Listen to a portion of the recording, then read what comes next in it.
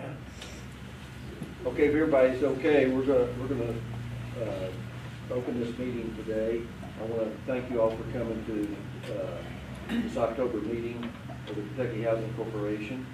And before we start, just a moment of silence for those people who lost their lives last night in Maine, if you would.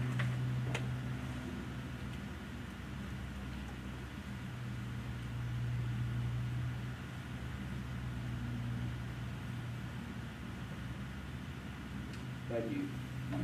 Okay, so first of all, I just want to thank Kentucky Housing for the wonderful meal that they prepared for us today. And I want to thank them for all that they do. If you go through this agenda, the work that they do here is just absolutely unbelievable. So thanks to all the folks at Kentucky Housing for all their hard work. So, Mr. Thorner, do we have a confirmation of a quorum? Yes, we have a quorum, and the press has been notified. Okay, so I think everybody's had a chance to look over the minutes. Are there any additions or corrections? If not, I'll entertain a motion that they be approved. Have a motion and have a second? Second. Have a second. All in favor signify by saying aye. Aye. Opposed, like sign. Motion carries. All right, Terry, help. We got several inducement resolutions.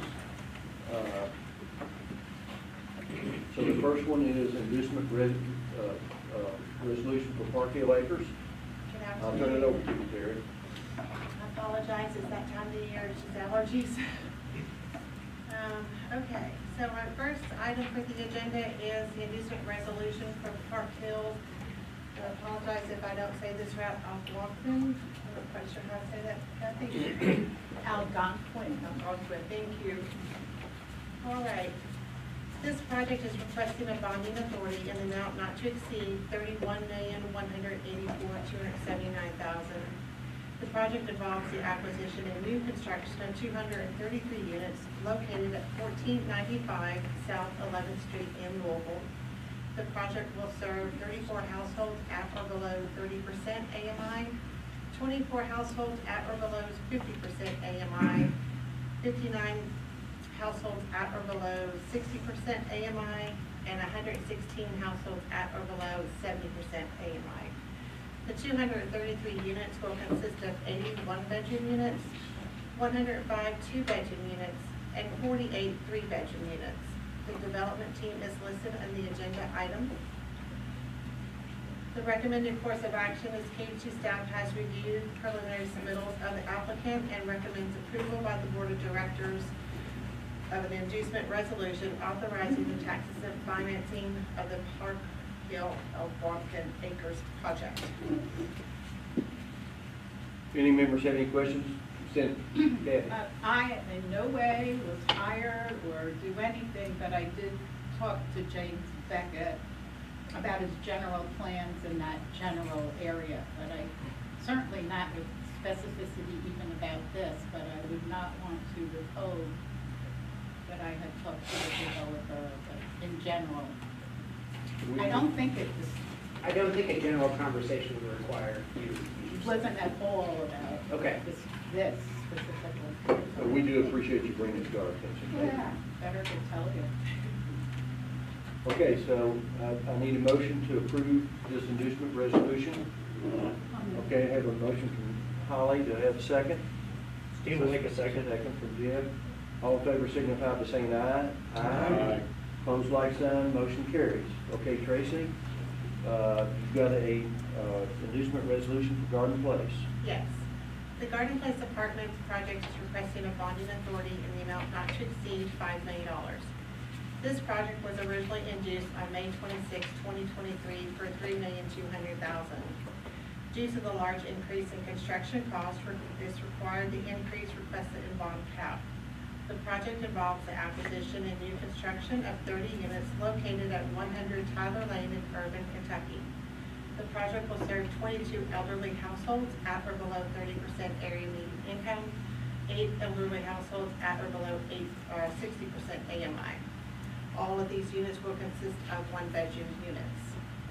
KHC staff has reviewed the preliminary submittals of the applicant and recommends approval by the Board of Directors of an inducement resolution authorizing the tax-exempt financing of Garden Place Apartments.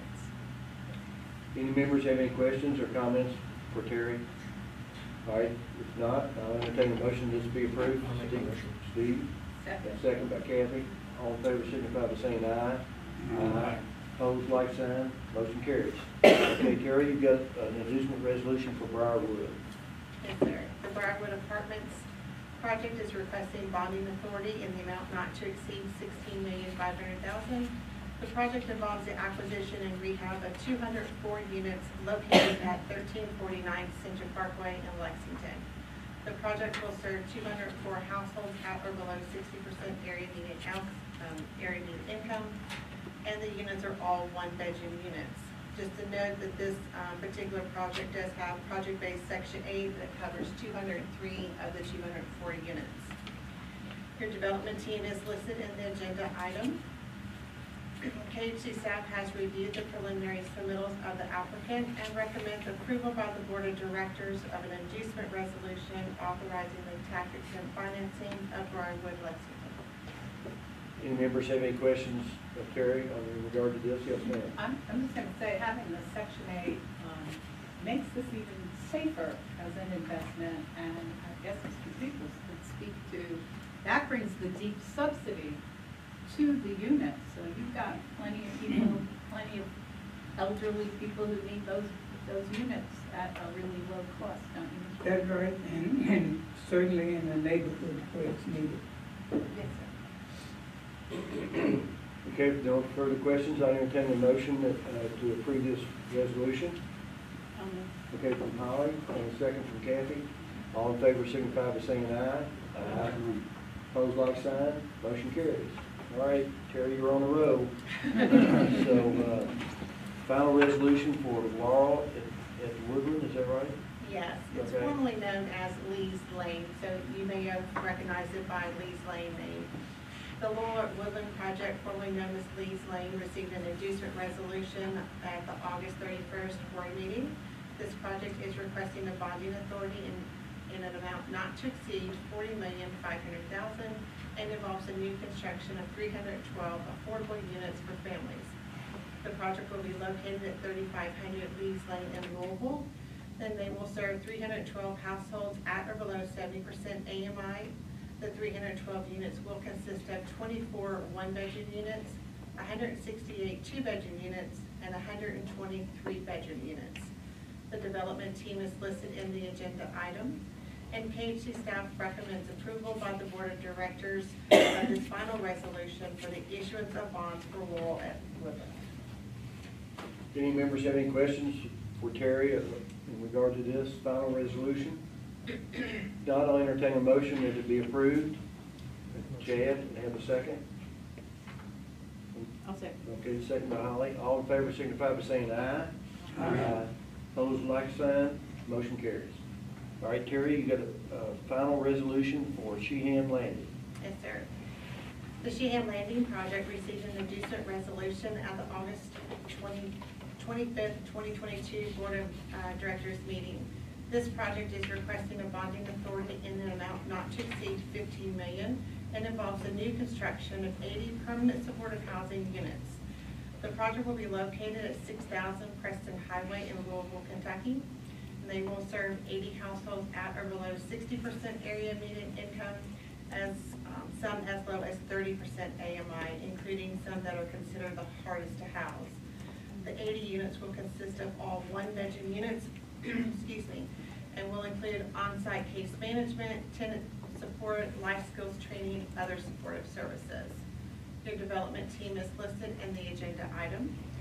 KHC staff recommends approval by the Board of Directors of this final resolution for the issuance of bonds for Sheehan Landing. Any members have any questions for Terry in regard to this final resolution? Don, I'll entertain a motion that we accept this. So Holly, and second by Kathy. All in favor signify by saying aye. Aye. Opposed, like sign. Motion carries. Terry, thank you so much for your hard work. We appreciate your effort. Okay, so we're down to item 8, and I'm going to turn it over to Steve Brunson, our able chairman of the Finance Committee. Steve, we appreciate the excellent work that the Finance Committee does. Thank you, Mr. Chairman. Good afternoon, everyone.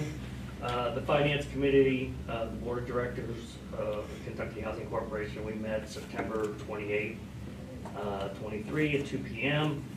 Tracy Thurston presented a report on secondary market trading results for the fiscal year ending 23, showing that actual trading gains totaled $6.3 million, which is down significantly from the prior years. For example, $14 million in gains in 22 and $34 million in gains in 21. Tracy explained that the mortgage market is experiencing tremendous volatility with very little investor demand. Investors are fearful that the loans will be taken out by lower interest rate loans as the lower interest rate loans as they come down from their current level, which being a reformed banker of 38 years, I agree with.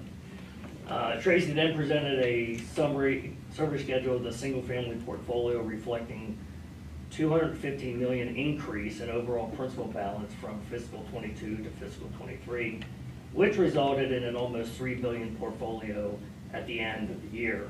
Despite the market, KHC was still able to add $486 million in loans to the portfolio last year, having benefited from fairly low payoffs as refinancing activity has pretty much stopped. Tracy also presented a schedule of loan delinquencies highlighting the impact of the end of COVID loan forbearance. Both the overall levels of delinquency and severity of the defaults showed improvement. Tracy also advised that the foreclosure rate has increased slightly. This is the result of COVID-related foreclosure moratorium that has since been ended. And finally, Tracy advised the committee that although the secondary mortgage market program continues to generate some profits, management has decided or has determined that issuing single-family housing revenue bonds will provide additional funding to augment the secondary market program. After board approval in July, KHC issued approximately $98 million in single-family housing revenue bonds in September, which closed on October 5th of 23. As KHC's private activity bond cap is limited, management will continue to monitor its availability. Management does think that running dual programs is best as execution at this time. By issuing mortgage revenue bonds, KHC can offer lower than market interest rate loans for the first time to homebuyers, continuing to fulfill the mission. Tracy advised the committee that management would be developing a financing plan to issue additional mortgage revenue bonds in the coming months.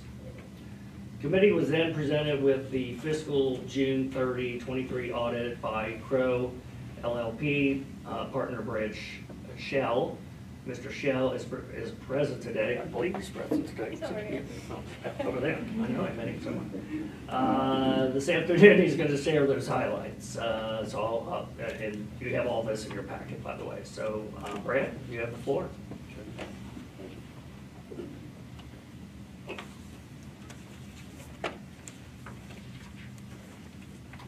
Thank you for the introduction. Just to clarify, it's actually Brad Shelley.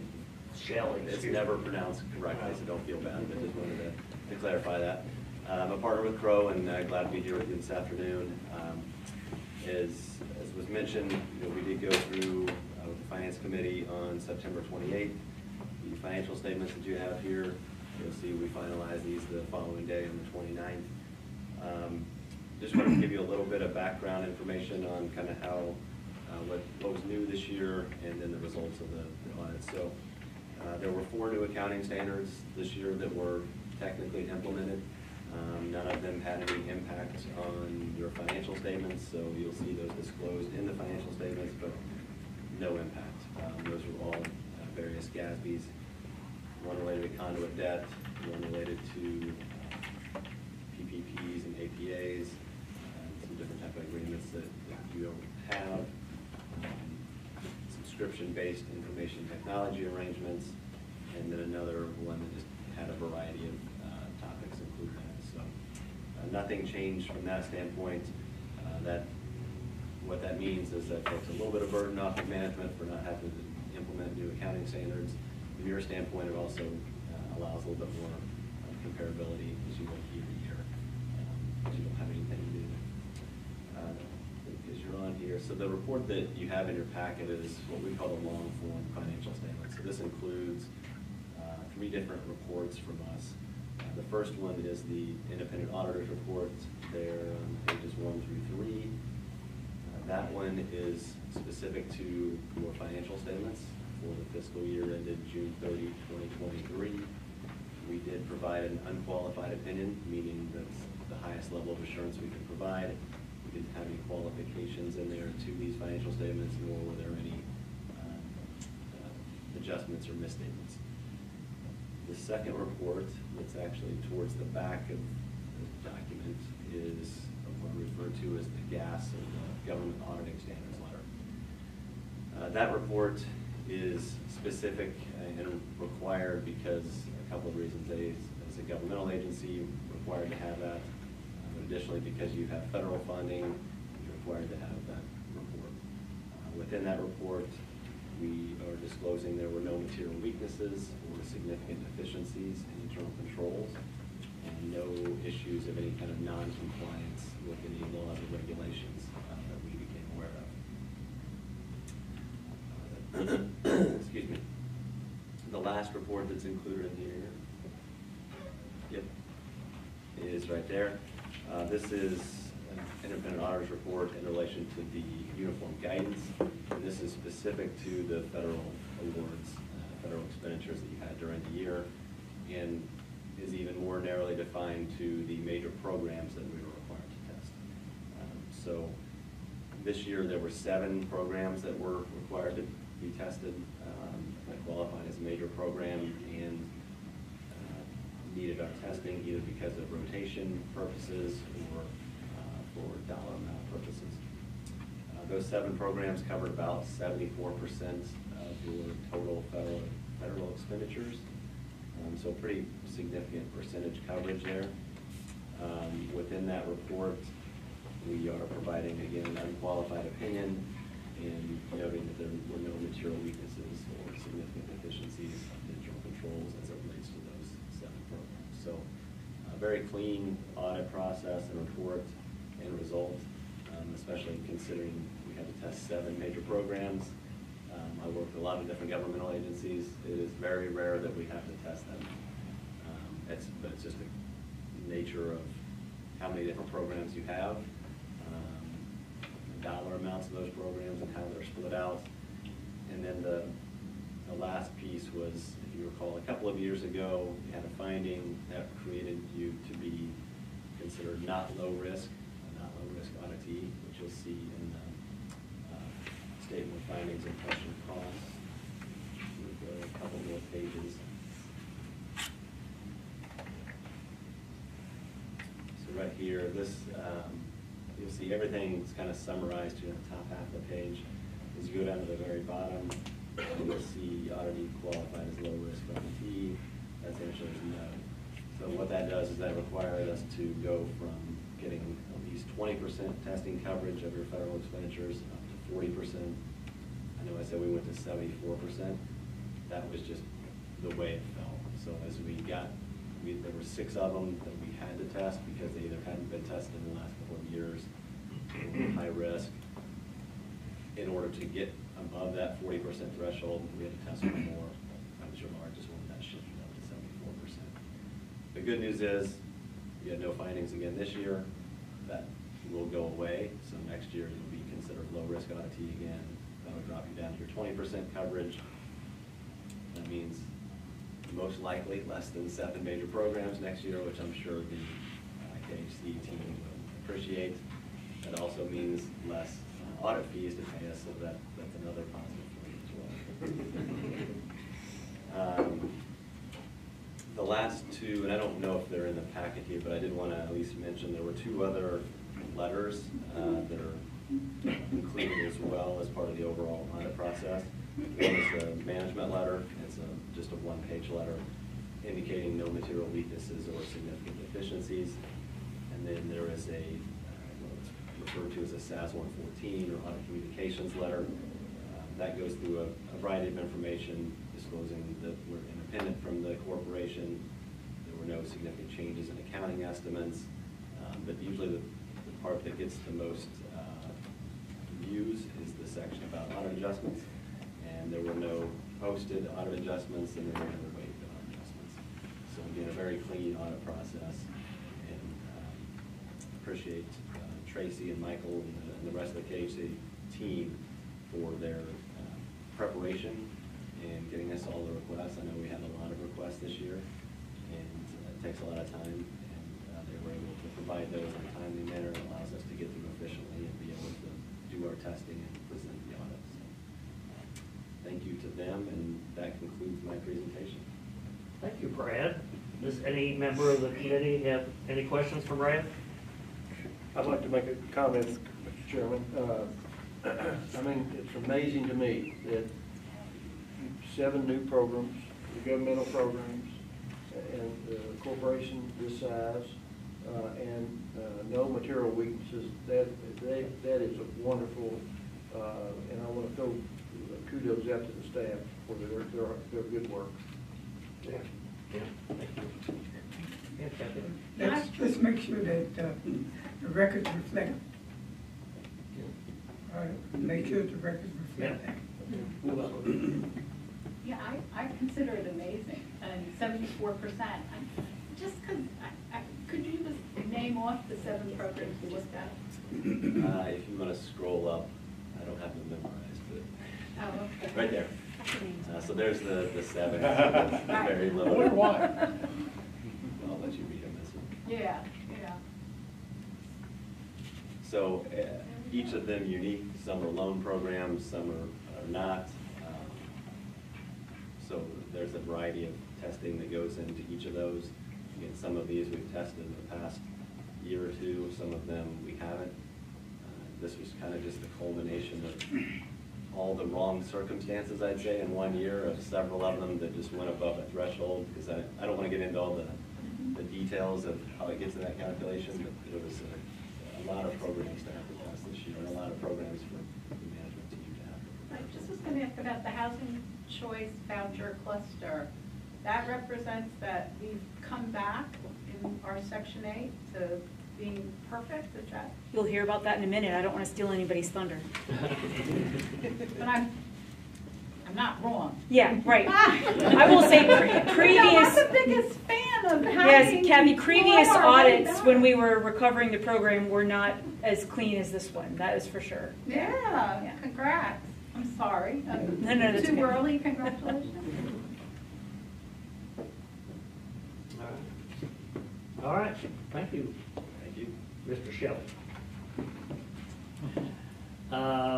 Continue with my report. The committee also met with Brad, with management not present, to determine if there were any issues or concerns needed to be addressed. Brad did not indicate that there were any issues or concerns, but he did highlight a fraud issue that KHC encountered with the HHERF program recently. The FBI was contacted, contacted the Finance Cabinet, who is the main grant administrator for that program, to inform them of the potential fraud applications in the rental assistance program. KHC provided documents to the agency as required, and Treasury was notified of the potential fraud. In total, it appears that 3 payments cleared for a total of $24,650. As this was a major program tested by Crow as part of the single audit, Brad brought it to our attention and determined that the procedures KHC put in place were followed. Are there any questions or comments from my report or for the information? Yes. I just want to thank you for the good job you did. Well, thank you. I bring this before us in our committee meeting. And I know it takes a lot of time, and for that, I thank you. Thank you, Bruce. I appreciate that. Yes, sir, thank you. Anybody else? Okay. Yes. So we vote on the audit separately, in a separate item, is that right? Right now, I am going to ask a motion to accept my, the board of directors to accept the audit report, the 23 audit report. So yes, that answers your question. Yes. So I am asking for a motion from the board to accept the fiscal 23 audit report. I'll make that motion. All right. As a second. All in favor? I'm not the chairman here, but I don't know how You're doing good, go right I'm ahead. just following what Tracy wrote. All in favor, signify by saying aye. Aye. Opposed, like sign, motion carries. And that gavel. Thank you, Mr. Chairman. Thank you for my report. Thank you, Mr. Chairman, you did an excellent job, we appreciate it. And Brad, thank you for your hard work and your effort. So Tracy, you're up next. Yes. So Tracy's going to talk to us about authorizing to develop a financing plan to issue mortgage revenue bonds. Thank you. And before I do that, I just want to recognize once again Brad and his team, but also Kevin Field and the internal audit team, and Mike Bianco, our controller, and the accounting staff, and a lot of other staff in this room for getting us through that audit successfully. It was a big one. Thank you. This is agenda item number 10. I'm asking for authorization to develop a financing plan to issue mortgage revenue bonds to provide additional funding to augment the corporation's secondary market mortgage purchase program in support of our homeownership program. For the past decade, the secondary market mortgage market purchase program has provided the corporation with adequate resources to support our homeownership program. Due to current market conditions, staff believes the issuance of mortgage revenue bonds can provide the corporation with additional resources to provide mortgage financing to low and moderate income first-time home buyers who are otherwise unable to obtain financing. The resolution contains an amount not to exceed $150 million. And with approval of this resolution, finance staff will meet with our external members of our financing teams, so we have municipal advisors and underwriters, next month to begin discussions of issuing the next set of mortgage revenue bonds. Management recommends approval by the Board of Directors of a resolution authorizing staff to proceed with the development of a financing plan to provide additional funding to augment the corporation's secondary market mortgage purchase program in support of our homeownership program. So staff recommends approval. Okay, and I Just to just like to proceed. add that financing plans are subject Yes. to the final approval by pricing and terms. Yes, so right? I will bring that back to the board once we know what that bond deal would look like. We're looking at issuing both possibly tax exempt and taxable in that deal, so we need to work through the math on that to see what the right fit is, and that'll be in future months, but that will come back for board approval. Any members have any questions of Tracy in regard to this?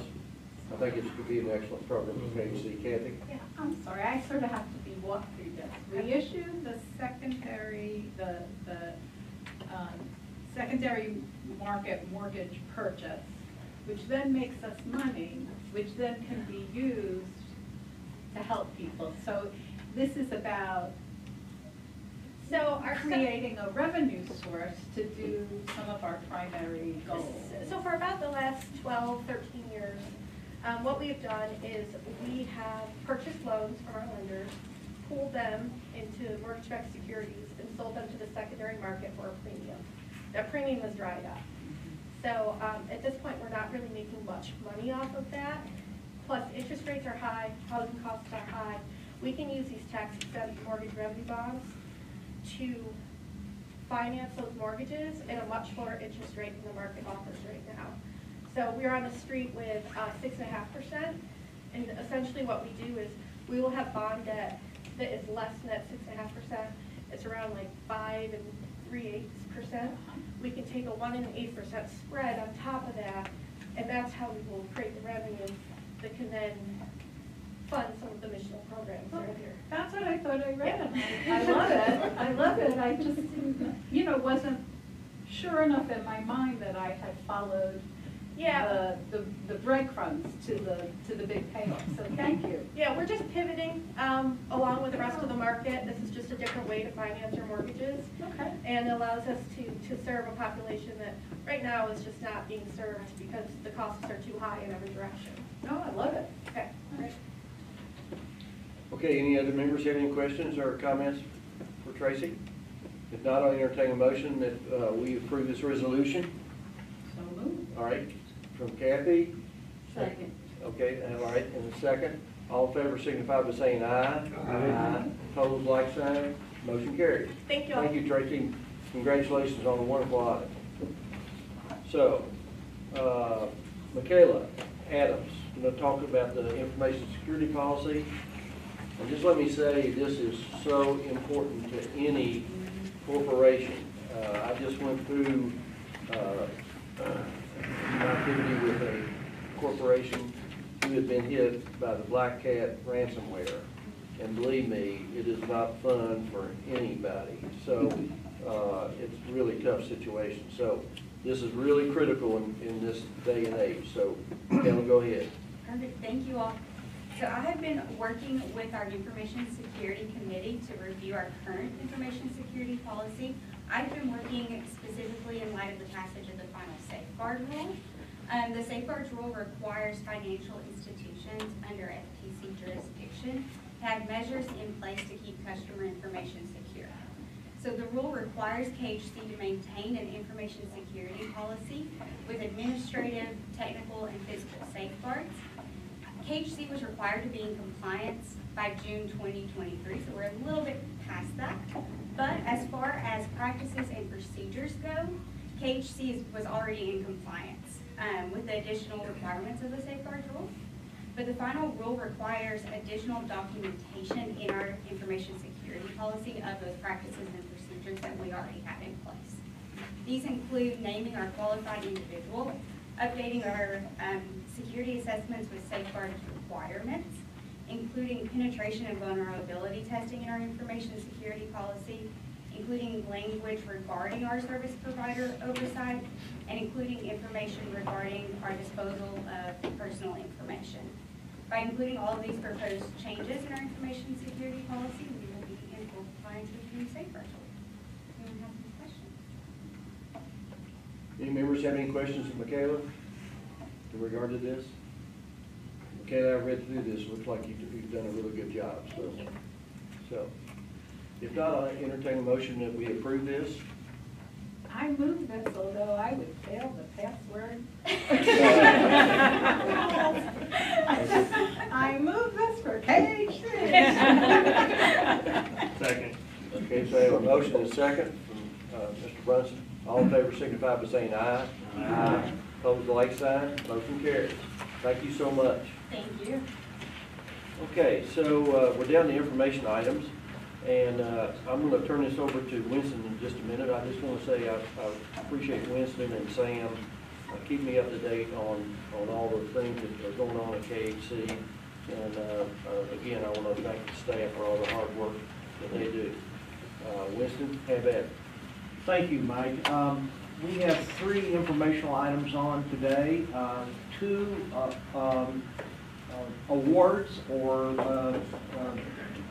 recognition of superior service that KHC has received that I'm going to ask a couple of our leaders to comment on and to tell you about what the awards or recognitions were, and a little bit about the departments that were responsible for those particular areas. And then after we cover those couple of areas, Wendy is going to give us an update on our strategic direction of the corporation, some of our analysis of sort of where we stand in disaster recovery, the housing supply gap, and then what we're in the process of doing in terms of doing a housing supply gap analysis for the benefit of the state. So I'm going to start off with introducing Jonathan Covert, who's the Managing Director of Tenant Assistance Program, and he's going to tell you about the recent recognition that we received from the Department of Housing and Urban Development for our program excellence in housing choice vouchers. I won't steal any more of your thunder. Thank you, Winston, and thank you for letting me speak today. Yes, my name is Jonathan Coulter. I'm with Lieutenant Assistance Department, which houses our HCV program, our PDCA program, and also over the HHER program. But I'm here today to talk to you about the Housing Choice Voucher Program. Our Section 8 program, as you guys are aware, back in 2018 we outsourced that program, and in 2019 we had to bring the program back. As I'm sure Wendy has talked to you guys extensively over the past few years, the program hit some hard times with the outsourcing, and then the whole thing called COVID kind of affected the way changed the way we work. But over the past 4 years, the staff has been very diligent on working on us getting back. So I'm proud to say that this year we were awarded the high performer rating back with HUD. Prior to the outsourcing, we had 10 consecutive years of being a high performer. Once we took the program back, we was considered, for the first time ever, I believe, was a troubled agency. The past couple of years, we've been ranked as a standard agency, but again, like I said, over the past year, the group's putting in a ton of work. We had a hard time getting staff back up, kind of going through the process. So again, I just wanted to take a moment to brag about our staff. They put in a ton of hours trying to get the program back to where it needs to be and meet the KHC standards that you as a board expect of Kentucky Housing. So again, this group has gone through a lot, and I just wanted to thank Wendy and Winston for their patience as we went through this endeavor. Also, I don't want to steal Joe Pritchard's thunder, but I also want to thank him and his team, because his group houses our inspectors, and they've done a ton of work for us as well. Also, I know he's not here, but Curtis Stauffer, him and his team with the Housing Connectors, they've helped us with our mainstream programs. So while it has been a ton of work for our Housing Choice Voucher staff, we do have some other departments that also distribute some credit as well, so I just want to thank them. Again, thank you for all your. Before Jonathan sits down, is there any questions? Yeah, I have a question. So, what kind of, congratulations, by the way. Thank you. What kind of, what kind of measurements are we talking about here? Yeah. Like, what slipped with outsourcing, and what were you guys able to kind of Absolutely bring that back? So it's a lot of data with how we report the information to HUD. So when you go through the program, we have to provide them with X number of files. So they judge us on a universe of files. So our program's roughly around 5,000 families. So what we have to do is they select a universe that we have to do. So usually it's around per, so we have initials where people move in, annual recertifications. We have to audit and provide them all the documentation for these files. So it's the file documentation showing that we've calculated their income correctly. It is us reporting in our VMS system showing the amounts of families that we're providing assistance to. It's also showing that we're utilizing our funds in a way that we should be utilizing them. So it wasn't that the data was bad, it wasn't being reported properly? A little of both. It's when we took the program back over, we had a massive amount of what we can call late recertification. So in HUD's eyes, we should recertify somebody every 12 months. There was a lot of recertifications that wasn't done for up to 16 to 18 months that was taking us to get them recertified. So now we've been able to start recertifying everybody back within a 12-month window, where as a family has an interim change and they report throughout the year, we're able to get those done timely. We're able to meet our deadlines with getting families inspected and getting them into their units in a timely manner. So all of that reflects in how we have to report that information to HUD. Was the contract performance based, or if not, were we able to claw back some of our expenses based on their poor performance, or we just sucked that up? It was a 24-month contract, and we ended it in 9 months based on performance. We did not try to claw back simply because we wanted to get rid of them, move on, and get the program rebuilt. Any other questions or comments? Yeah, on behalf of the corporation, I just want to congratulate quite an honor, and we certainly appreciate it. Thank you, I appreciate it. Thank you, Joe. Our next item is, I'm going to introduce and let Joe Pritchard, who's the Managing Director of Multifamily Compliance, tell you about an award that we've recently received, the corporation received, and that Joe was responsible for developing. And the award came from the NSCHA organization of which we're a member, a housing finance agencies, and this is a national organization with national awards, and Joe's got the award right there, and he's going to tell us about it. Yeah, well, we can pass it around, I suppose, as long as Show we and work tell. really hard for that.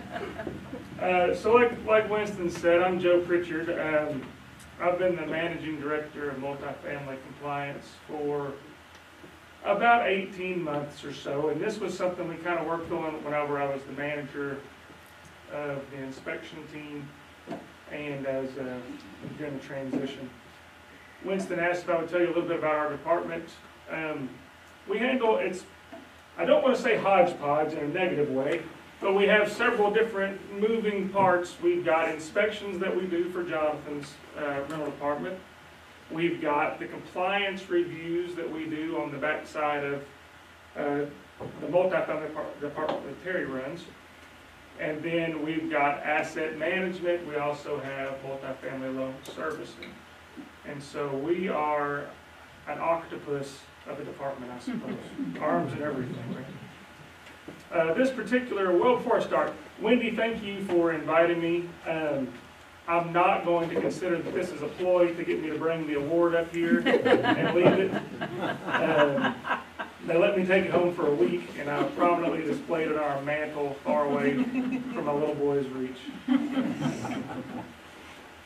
This is like a private agency. What is this? Yeah, It's like our association. That's your The association. states, all the states Okay, across the so country. I just wanted to highlight that the difference between what this association does and what our government HUD did for him. Good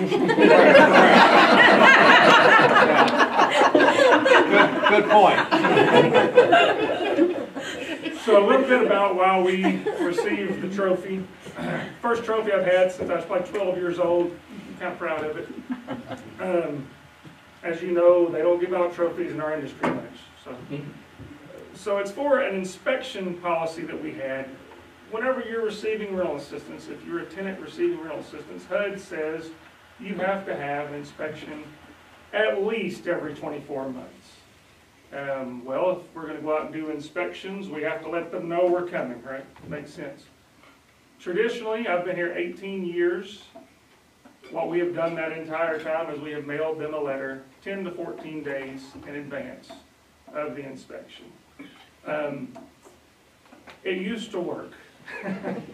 That process has gotten a little muddier and muddier, more muddy, I suppose, over the past few years. And what we started seeing was our missed appointments were rising. Why are missed appointments important? Well, because it's staff time driving out there. You all know we cover the balance of the state. So if one of my inspectors has to drive 30 minutes to get somewhere and they're not home, that's 30 minutes at least wasted, possibly an hour back to wherever they need to go next. Also, it's got a cost associated with it with the mileage that we're paying for those. And finally, it matters more than anything to the tenants. If they missed if they missed 2 consecutive appointments, they're in jeopardy of losing their rental assistance. And so we thought there's got to be a better way of doing this. The one thing that I could think of that we could improve upon was our communication. So we started not only mailing them the appointment notice 10 to 14 days in advance, we also started emailing them the appointment notice. So we're, at this point, communicating in 2 different ways to them. Finally, and what put us over the edge with the award is I thought, you know, doctors, dentists, how many times do you miss a doctor's appointment? You don't, because they inundate you on your phone and your email and everything. We essentially started doing that. So they get a text now, if they have an inspection this week, they'll get a text on Sunday saying, you have an inspection this week. And in that text, there's a link that you click on. If you so choose, it goes to our website, to the inspectors part of our website. And we'll show them a video of yours truly doing a mock inspection so they know what the inspector is going to be looking for. Also, there's a list of commonly failed items so they can kind of match up and say, hey, is there anything on this list happening in my home so I can prepare for it? Well, to your question, Mr. Brunson, about NCSHA, we submitted this to NCSHA as an award nominee. They have a panel of folks that will vote on this, I guess, all across the U.S. NCSHA is a group of the HFAs like us and other industry agencies that meet. And we work on the same team. Somebody was saying the other day that it's nice that we're not competing for clients. We'll work with Tennessee or work with Idaho or whatever and see what they're doing that works and use that here. So this is now, they give us this award because they felt like this policy is worthy to be shared with the rest of the nation so they can implement it. Now, so all this means, what did it do to our missed appointments? We do about 5,000 inspections a year. We were having 800 and, Molly, is it 850 missed appointments out of it. That's a large number. Once we started this, it dropped it to about 350. And so it cut it by 55, 60%, you mathematicians in here. Saving mileage, staff time, and ultimately our mission of housing folks. They're not missing those appointments and putting their assistants in jeopardy. All of this, it cost about 30 minutes a week in staff time to get everything out. And then there's a $30 a month texting software that we use. So it's cheap, it works, and that's why we brought home the gold. Any questions or comments for Joe? Congratulations. Yeah. Thank you. Yeah. Thank you, Joe. Thank you. Wendy, you ready for your update? I am. You gonna let me hold it for a little bit longer? Yeah.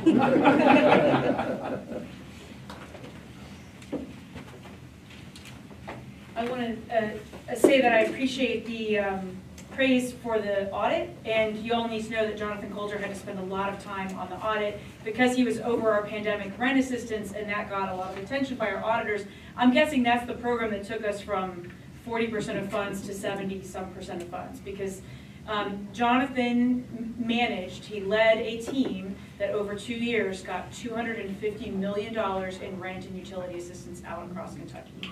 That is no small feat. So Winston asked me to give you all an update kind of on our two big strategic areas of strategic direction. If you want to go to the next slide, Sam. And those really are to help Kentucky step up to our two biggest housing issues.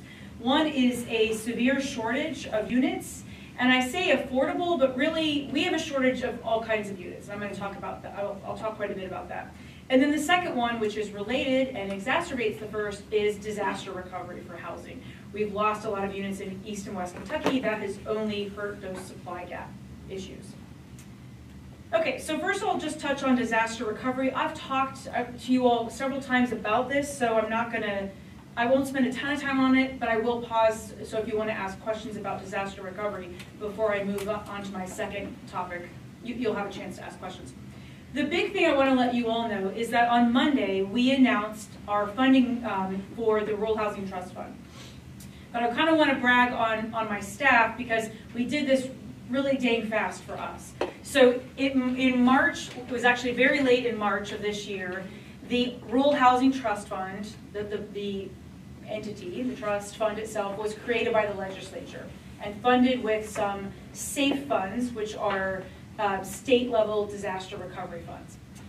In April, we developed our program guidelines. In May, we met with partners in East and West Kentucky to say, here's what we're thinking, here's how we're thinking about designing it. They gave us feedback, we did webinars, they emailed us, so that we could try to make sure it's responding to the need they were seeing on the ground and what they needed to bridge the time between the FEMA response and there is HUD disaster recovery money coming, but it hasn't really hit yet for a lot of our areas.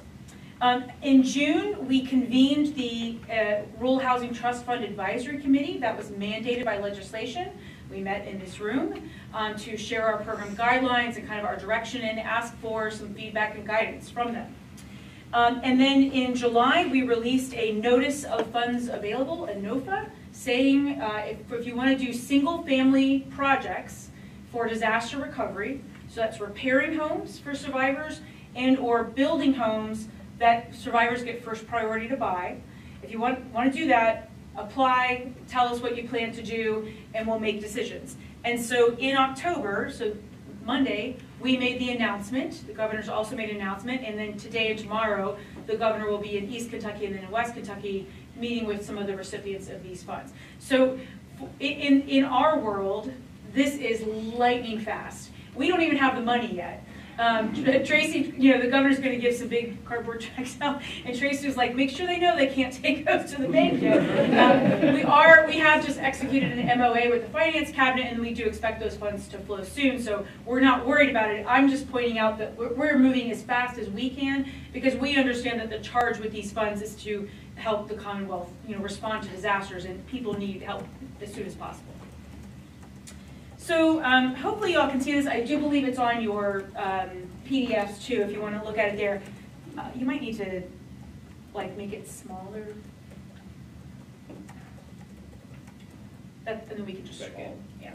So this is just to give you all the rundown of the Rural Housing Trust Fund announcements that we made this week. So what we have done is we have funded $9 million in projects across these partners in East Kentucky, and then you'll see in a second there are 2 partners in West Kentucky, and we awarded $4.5 million. The reason that it is a lower amount in West Kentucky than East is we are holding some of the Rural Housing Trust Fund dollars to put towards multifamily housing recovery. There were a lot of rental units lost in West Kentucky, and folks in West Kentucky had a higher rate of having homeowners insurance, and homeowners insurance covers tornadoes.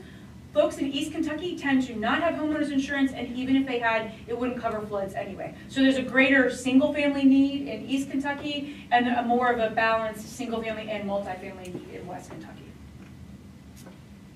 Okay, so I will pause there in case anyone has questions about the Rural Housing Trust Fund. I don't want to go too fast. Yeah. Just also, it costs more in East Kentucky per unit. Right, and we're going to have to elevate houses. There will be a lot of that. I read there was some high grain thing in the newspaper. Yeah, it just costs a lot more in East Kentucky. It does. Getting materials, and getting contractors. contractors. People's incomes are lower too. Yeah. So the gap is huge. I can tell you our partners are just thrilled to have, this is very flexible funding. I'm not going to go through all the guidelines with you all, but it can serve folks. We typically, with most of our programs, max out at folks earning 80% of the area median income or below. And a lot of our programs are 60% or below. The Rural Housing Trust Fund dollars can go up to 120% of area median income, because disasters don't really care if you were middle income, moderate income, or low income, right? And so we can serve up to that. These are limited to the disaster impacted counties at this point, and to, of course, rural areas. But it's very flexible. They're not federal dollars, so it doesn't have as much administrative burden as dollars that come through HUD. It's going to let our partners hopefully move really quickly to help folks. Okay, and then I just wanted to share with you all just a little bit about what's going on with the Community Development Block Grant Disaster Recovery Funding for the 22 floods in East Kentucky. There are 2 buckets of this CDBG-DR funding coming to the Department for Local Government. There's about $123 million for West Kentucky recovery and some 21 flooding in East Kentucky, and then there's $297 million that is coming for the 22 flooding. not all that's housing money. It's for infrastructure, it's for economic development, it's for mitigation of disasters, and then also for housing. And so KHC will play the role of administering the housing portion. And what we have done so far, you all might recall that at our last board meeting, you approved 2 contracts.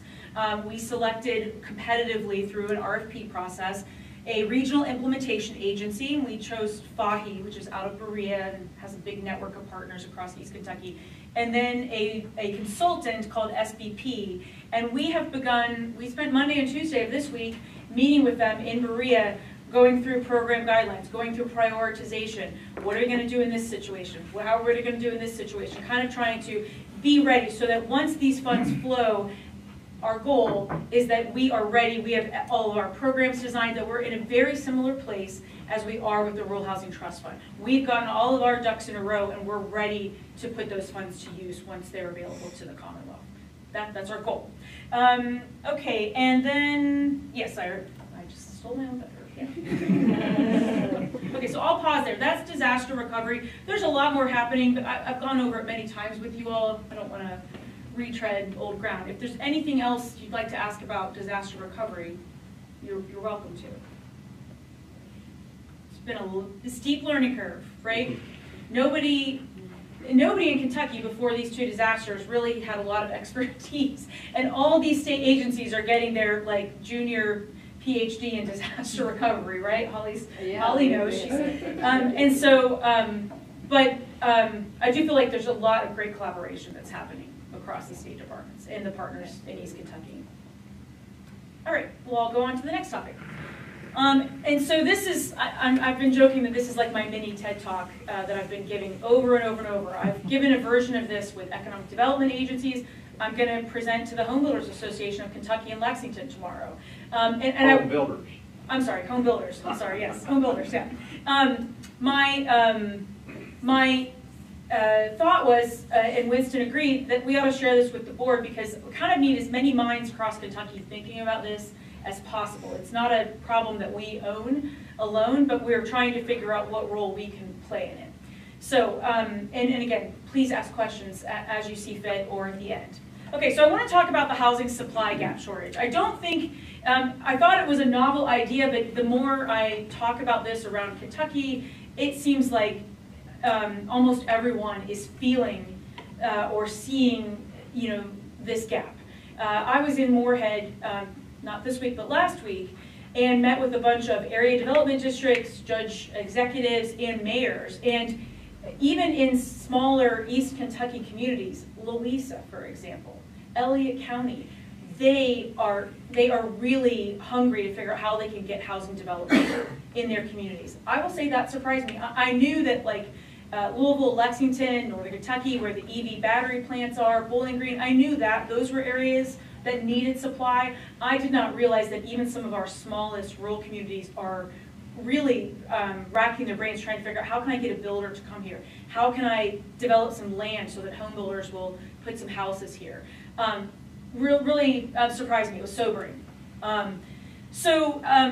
One of the things that we're really trying to do, so if anybody went to our conference, we had a lot of conversation about homelessness as a housing problem, about how you get more supply, about all that kind of stuff.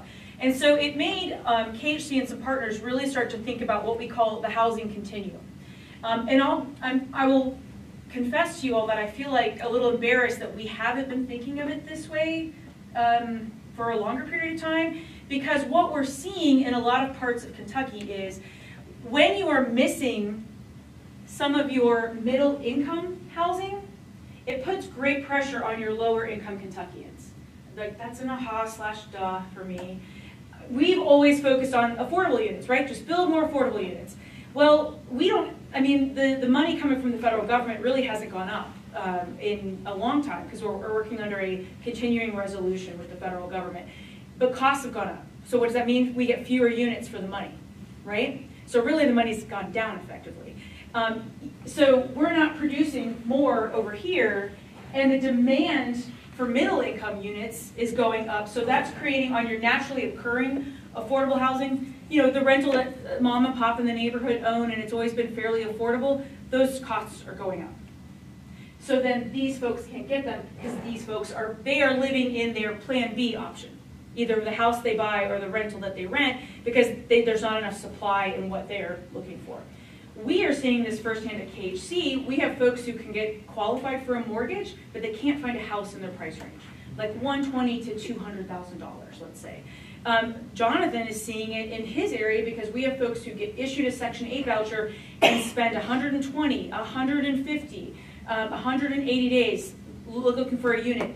They can't find it and they have to turn their voucher back in and they go back to the bottom of the waiting list. That's terrible, right? So we're seeing it firsthand with our programs, and it's making us realize if we don't at least elevate the issue about middle income housing, we're not going to be able to make progress in who we are trying to, our lower income Kentuckians that we're trying to serve. Next slide. Okay, so I'd like to just, one of the things I've been, yeah, sure. Is that resonating? Yes, it really, in a way that, like, I thought it was this, like, let me share you this big insight, and they're like, well, yeah. People are kind of like, it almost seems like a given to them. Now, what I will say is that for a lot of communities, what they're concerned about is the middle income, right? They want more middle income folks, or they have jobs coming to their communities. In Elliott County, they have a federal prison. It's going to double in jobs from 75 to 150. And the county judge executive, he was like, I need 70 houses. I want 70 houses in my community. How do I do, you know, but he can't, they don't have very many builders. In East Kentucky, a lot of times, one of our nonprofits is the only home builder in that county, the only. So they just don't have, but yes, PG, I really do feel like it is resonating. Now, I don't know about, you know, that's local governments. At the state legislature level, I don't know how much, because I'm just not, you know, I'm not preaching it there. But I can tell you amongst economic development folks and then elected officials. Yeah. So what's going on? Do you think you can shrink it a little, Sam? Thanks. So what's going on? Well, we've got this supply shortage. I'm going to skip over this. I feel like we've covered that. If you want to go to the next slide. We have the natural disasters, right? That we have lost about 2,600 units in West Kentucky and at least 2,300 units in East Kentucky. That's a lot of units to be destroyed or majorly damaged. And I can tell you that our partners in East Kentucky say if a house in East Kentucky was majorly damaged, it was destroyed. I mean, it's probably not going to be able to be rebuilt. Next slide. But we also have economic growth. I feel like every other week the governor is making a jobs announcement, and it's really exciting, but then I get a pit in my stomach thinking, where are the people going to live, right? And not the people who get the jobs, they're going to have income, they're going to have a house. It's the folks who get kind of pushed out and downward, down the continuum, right? And it's going to be Kentuckians with the least resources, either family resources, financial resources, what have you, mobility, who are going to lose out in that. The example that one of our speakers at the conference offered was musical chairs. If you have 10 people and 9 chairs, and one person of the 10 is on crutches, well, who's going to lose in musical chairs? And was it because of the crutches, or was it because there's not enough chairs? And his point was, it's because there's not enough chairs. If you had enough chairs, the person on crutches would be more slow to get there, but they would get there. And that same could be true of housing. If you have enough housing, and enough that's affordable, and what his big thrust was, this is Greg Coburn who wrote Homelessness is a Housing Problem, is if you get more supply to your market, almost any kind of supply except for your super wealthy income housing, it will help ease the price pressures lower down on the continuum. Okay, so we've got all these job announcements, but we have a job announcement. We don't always have a companion housing announcement, and that would be my dream. And I keep badgering Matt over at Economic Development to say we would just love it if there was. We're announcing 50 jobs and 25 houses. That would be our dream. And to Matt's credit, the Economic Development Cabinet is working on a strategy for future years for economic development, and he actually had their consultant talk with us. So we really, really appreciate that. Next slide. There's also in some areas of the state local resistance, right? Now we don't have zoning in a lot of, my county doesn't have zoning, but where we do, there is often resistance to density, to the type of housing, or it's just so hard to get through the process that makes it really hard. You know, and there's always been kind of like rentals are bad, single-family homes are good, right? And getting more communities to consider density, to consider smaller houses, all that kind of stuff is important. Next slide. We also, after the 2008 recession, we lost a lot of builder capacity, particularly in rural areas, but really we lost it everywhere across the country. A lot went out of business after the 2008 recession. I mean, in my county, a lot of our home builders did. One sells insurance, and one went and worked, he works for Ball Homes now. He still does the work, but he's working for a bigger, you know, builder. So we don't have a lot of small home builders, except for a few who do like custom homes that are really nice and quite large. So we lost a lot of them, and we have not rebounded in that capacity.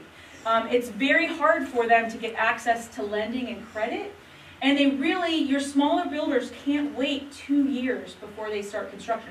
They can't wait to buy the land, to get it zoned, or to get, you know, the money together. They really got to have a shorter kind of turnaround time. Next slide. This is just a graph, this is national, it's not Kentucky, showing the percentage of new home construction that was under 1,400 square feet, meaning a modest, affordable house. And you can just see how it has tanked.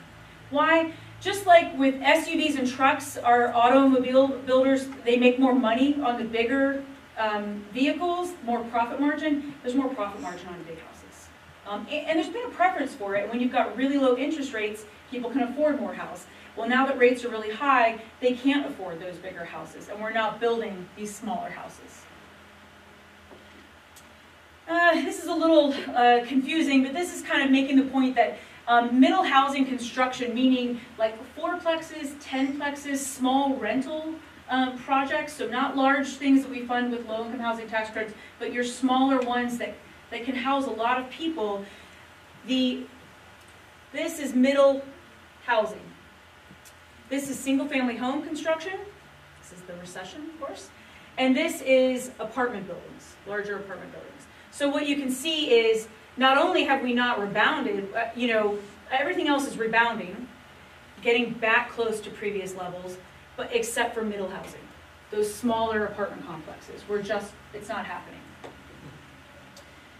The other issue at play is that we have slow delivery of units to market. That's a fancy way of saying we're doing everything stick-built, and we kind of need more shortcuts in construction, whether it's modular, whether it's kit homes, 3D printing, whatever it is. And I do feel like we're seeing a lot of shift in this. We're starting to see some folks pitch projects to us where they're proposing modular or manufactured housing, you know, some options to get homes to site and get them finished quicker than having to get a stick-built crew in every place.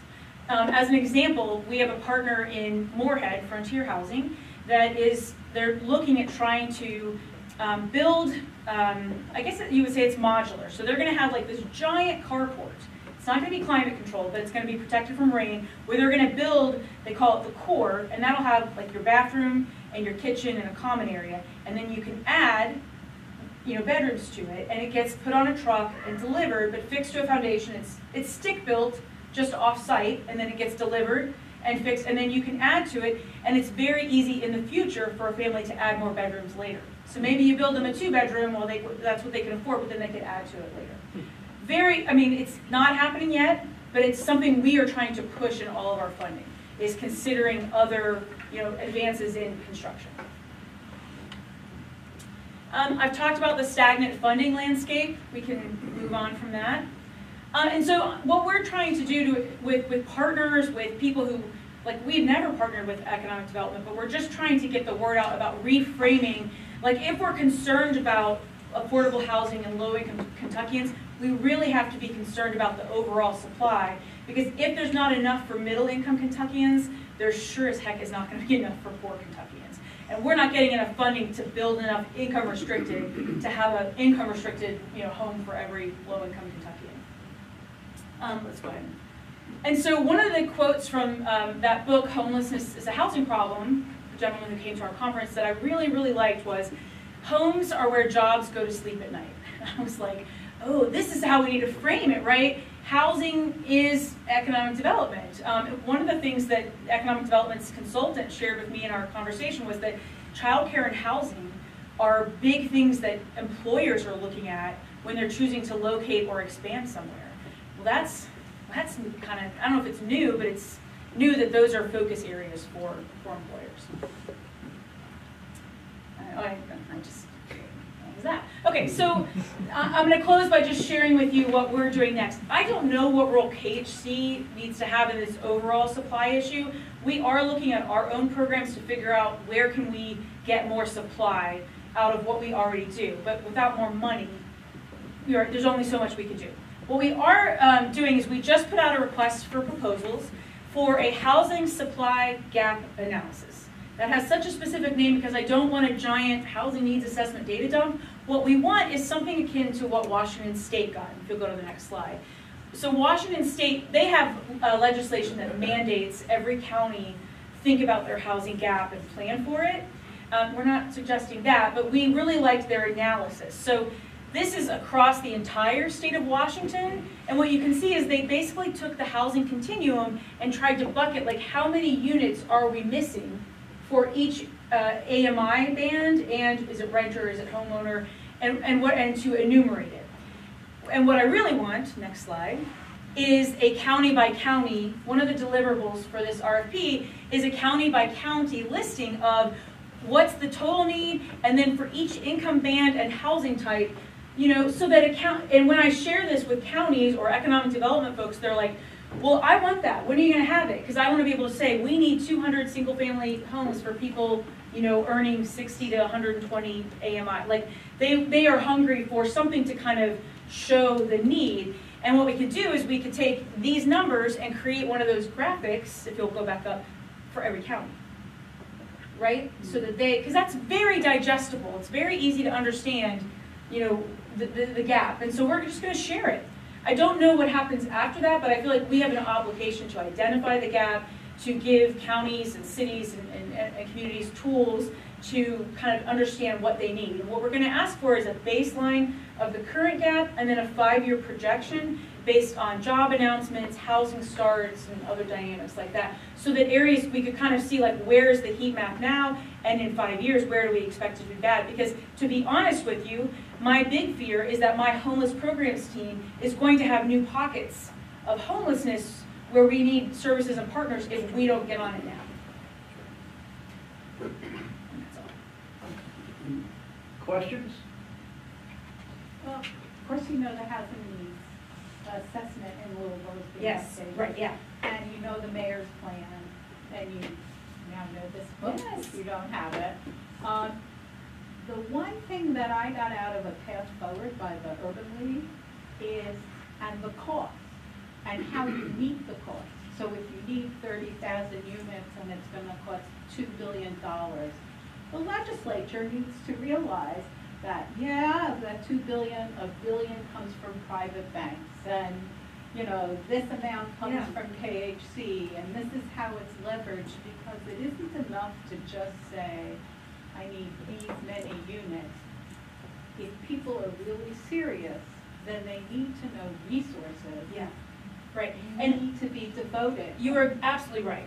Because we need more for affordable housing, but I can tell you that local communities that want kind of workforce housing, they're like, what funds are there for me to buy this piece of land and get it ready for a builder? Right. And they don't know. You know, there are some, but not a lot. And so I think you're exactly right. Like saying, this is the gap, and what are the options for funding it? Because that is going to be I mean, to me, that's a logical next step, and we want to give the Commonwealth like a tool to. Right. And the pity of it is that it isn't California. Our gap is affordable, even with everything rising. That gap is affordable. Yeah. If only we decided this was a priority. I agree with you. And one of the big messages from two of our speakers at the conference was they're both from California, where they're seeing just really painful homelessness crises. They said, you all have time to get ahead of this before. The big thing was that there's a correlation between job growth without housing supply growth is when you can see homelessness spike. And so now would be the time for us to try to address it so we can avoid a spike in homelessness across Kentucky. Yeah, and I would love a statewide discussion on what prevents in zoning process. Yeah. And not just the builders, everything is an impediment to a builder, right? But the weaponization of environmental issues against building density, even in density or affordable housing, very prevalent Yeah. in rural areas. But This that's is great. What I'm saying is this is great. This is really wonderful. And it's the first step for Kentucky to really understand its needs. I just feel like we've got to be like just preaching it everywhere, like we need supply. But it's taken very little convincing, particularly amongst local officials. They are seeing it. And I do want to share this, actually several points here. First off, I want to really thank Wendy and her staff and KHC in general for changing the thought process out here in housing in general. Because again, we've got to think differently than what we have in the past, number one. Number two, the situation where it says the economy starts at home or goes to bed at home, that's not just the economy. Social issues start at home. Incarceration starts at home. All this crap here actually starts at home because we don't have homes that are stable in the United States or in Kentucky in general. So we've got to start that thought process. But staying out ahead of this, like we're talking about, I actually challenge all of it. I'll take even the McMansions coming into play right now because it'll still drive down stock. Because the guy that's looking for the McMansion is having to settle for whatever else. Yeah. So it's all relative. It's all continuous, like you're pointing out. And we've got to get everything settled, or I think we're behind the curve right now. I know he's saying that we've got a little bit of time, but the action starts today, is what we're talking about. So really appreciate the way the KHC is actually rethinking about how we can do housing. And I sit here from a manufactured housing standpoint, we've got a bad rap over the last several years, which we should, but it's changed a little bit. But there's other areas of housing that we can actually look at, which is you've described. We've got to come to these solutions because it's got to be done today. We hope to raise the awareness of the problem. And what Wendy has found, and I think what all of us has found, is that without thinking that we're raising the awareness, and the awareness is still there.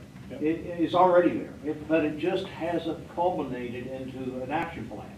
And, you know, we've got to help find ways to develop more housing that goes beyond the resources that we currently have. Kentucky Housing Corporation for years, I think, has done a beautiful job of taking the resources that have been allocated to and creating the maximum number of units of housing as we could, and quality housing as well. But that's not enough.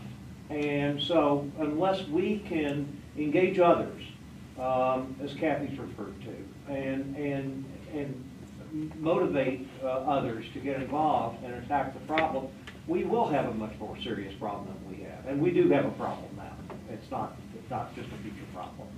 And I commend Wendy and the others here that have supported her and contributed to the entire thought process that has been going on here. And we've had quite a few internal discussions and about and planning about all this, and we're going to keep going. So, Thank you. yeah, thank you.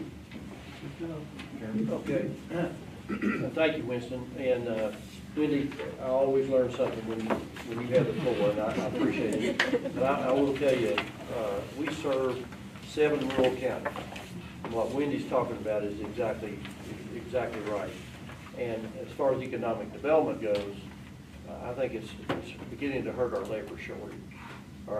It's really is hurting that.